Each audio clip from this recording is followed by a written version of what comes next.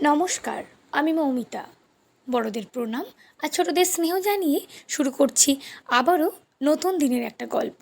তো ভিডিও শুরুতে ছিল আমরা বেশ কয়েকদিন ছুটি পেয়েছি, দুদিন পর ছিল ভোর। তো আমরা রেডি হয়ে দেখো বহরমপুর থেকে বেরিয়ে পড়েছি, আর রাস্তায় একটা দোকান থেকে দাঁড়িয়ে পড়েছি একটু রেস্ট নিতে। চা আর মুড়ি খেয়ে আবার বেরিয়ে পড়বো। আজকে আমরা যাব আমাদের তারাপীঠের বাড়ি। দুদিন পর ভোর, দুদিন থেকে তারপর আবার যাব রামপুরহাটের বাড়ি। তো দেখো আমরা চা অলরেডি নিয়ে নিয়েছি। তারপর চা খাওয়ার পর দেখো একটু আমরা স্প্রাইট নিয়ে নিলাম, ভীষণ গরম ছিল তাই বাড়ি গিয়ে সেটা খাবো বলে। আর কথায় কথায় দেখো চলে এসেছি আমাদের এই রামপুরহাট। এখন রামপুরহাটের বাড়ি যাব না, যাব তারাপীঠের বাড়ি। দুদিন ছুটি আছে তাই দুটো বাড়ি একসঙ্গে যাব।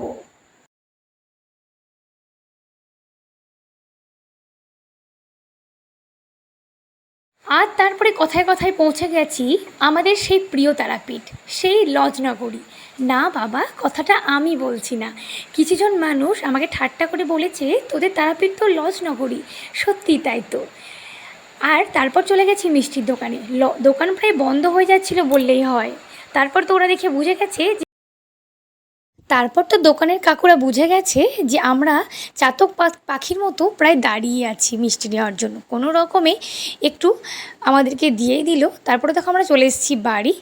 আর এসে একটু ফ্রেশ হয়ে, আমার জন্মদিন আর বাবা মার অ্যানিভার্সারি একই দিনে, তো সেরকমভাবে ভেবেছিলাম প্ল্যান করে, তো সেরকমভাবেই সেলিব্রেট করব, তো সেরকম হয়ে ওঠেনি। আর দেখো বাবা মার জন্য নিয়ে এসেছি সুন্দর একটা ফটো ফ্রেম। তবে আমার জীবনের একটা সিক্রেট আপনাদের সঙ্গে শেয়ার করে নিই। প্রথমেই বলি, এই ফটো ফ্রেম পেয়ে বাবা মার কতটা ভালো লেগেছে সেটা জানি না, আশা করছি ভীষণ ভালো লেগেছে। আর ওদের চোখে মুখে তার প্রকাশ পাওয়া যায়। তো সিক্রেটটা হলো, আমার কিন্তু এই ফটো ফ্রেম জাতীয় জিনিসগুলো কিন্তু ভীষণ ভালো লাগে। আমাকে যদি গিফট হিসাবে কি আমার ছবি আমাকে এইভাবে সাজিয়ে দেয়, আমি কিন্তু পুরো খুশিতে খুশি হয়ে যাব, সত্যি বলতে গেলে। কারণ ছবি তুলতে আমি ভীষণ ভালোবাসি। যারা আমার প্রত্যেক দিনের ব্লগ দেখে থাকেন তারা হয়তো জেনে থাকবেন, বা আমার যারা পোস্ট প্রত্যেক দিন দেখে থাকেন। তো যাই হোক, এটা হচ্ছে তারপরের দিনের সকালবেলা। আমরা যাচ্ছি আমাদের এই মন্দির। আর দেখো আমার বড়মশাইকে দেখেছো, পুকুর দেখেই দাঁড়িয়ে পড়েছে। ভাবছে কি আবার হয়তো মাছ ধরবো। বোঝো ঠেলা, মাছ ধরার কি যে কাণ্ড বা কী ব্যাপার সেটা তো জানি না। তাই এখন হাত দেখিয়ে বলছে সবার দ্বারা সব কিছু হয় না, ছেলে বুঝে গেছে। এবার চলো আমাদের কৃষ্ণ ভগবানের কাছে যাওয়া যাক। এটা একটা আলাদা রকমেরই শান্তি। বুঝেছো তো? চলো এবার মন্দির ঢুকি। পুজো হয়ে গেল নাকি?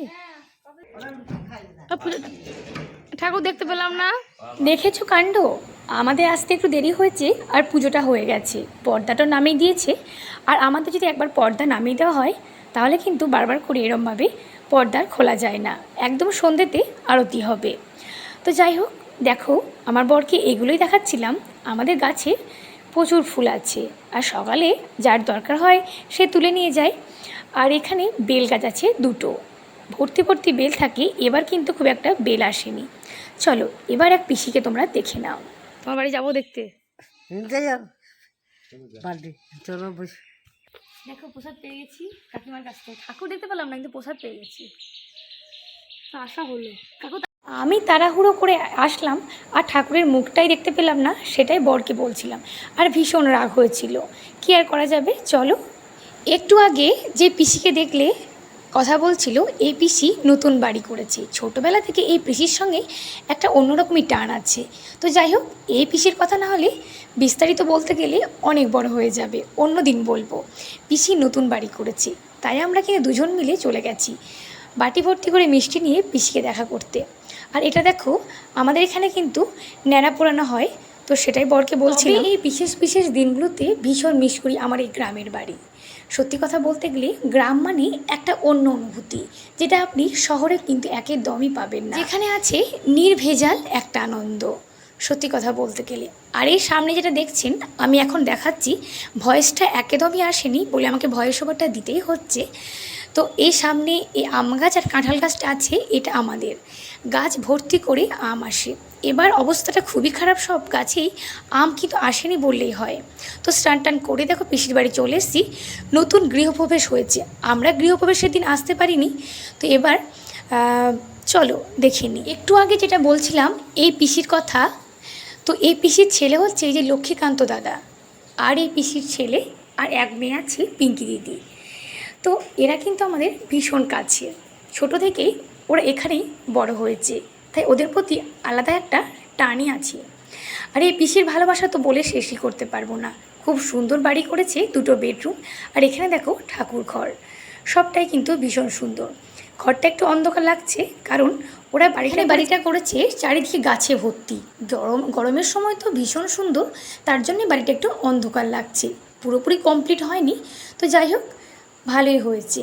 নিজের উপার্জনে যদি তুমি কিছু সৎভাবে করতে পারো, এর মধ্যে আনন্দ আর নেই। তো দাদা প্রত্যেকটা জিনিস নিজে পরিশ্রম করে করেছে, তো সব কিছুই সুন্দর হয়েছে। তো যাই হোক, এবার দেখো পিসি আমাদের জন্যে কত কিছু করতে শুরু করেছে। তো যাই হোক, চলো এবার সব কিছু দেখে আমরা বাড়ি যাই। বৃষ্টি বৃষ্টি শুধু বৃষ্টি, ড্রেস পরে ফালতু মা যেতে পারবো না, দেখো কত বৃষ্টি বৃষ্টি বৃষ্টি বৃষ্টি। তোমরা তো দেখেছিলে যে পিসির বাড়ি থেকে এসেছি, আর তারপরে দুপুরে খাওয়া দাওয়া করে রেস্ট নিয়ে আমাদের বিকেলে একটু বেরোনোর ছিল। এখন বেজে গেছে ঘড়িতে ওই 7টা মতো, বৃষ্টি শুরু হয়ে গেছে। তো বৃষ্টিতে দেখো আমরা আটকে পড়েছি, আর শেষমেশ ভরসা হলো চা আর বেগুনির, সেটা এখন খাওয়া চলছে। তো যাই হোক, ভীষণ মন খারাপ। দেখো আমি তো রেডি হয়ে বসেই আছি, ভেবেছিলাম যে জেঠুর বাড়ি যাব। তো শেষমেশ কি আর, অপেক্ষা ছাড়া কিছুই নয়, অপেক্ষা করতে হবে। যদি বৃষ্টি থেমে যায় ভালো, আর না হলে বাড়িতেই থেকে যাব। তো তারপর কি হয়েছে জানো, 1 ঘন্টা অপেক্ষা করার পরেও বৃষ্টি বাবা কিন্তু আর থামলো না, তার জন্যে শেষমেশ এই সব অবস্থা। মা তেলে ভাজা কত কিছু করে দিয়েছে, তো সেসবের ফাঁকে ফাঁকে বাবা মা আমরা সবাই মিলে একটু ছবি তুলে নিয়েছি, আর এখন চলছে খাওয়া দাওয়া। সব তুমি আর পেলে না, বৃষ্টি ভেজা সন্ধ্যাতে। আর তারপর শুরু হয়ে গেছে আমাদের রাতের খাবারের জন্য সব কিছু জোগাড়। আজকে হবে মায়ের হাতের বানানো পোলাও, যেটা আমি মায়ের কাছ থেকে শিখেছি, আর পনিরের একটা কিছু রেসিপি আমার ঠিক মনে নেই। তো যাই হোক, এখন মায়ের সঙ্গে একটু হাতে হাতে আমিও লেগে পড়েছি।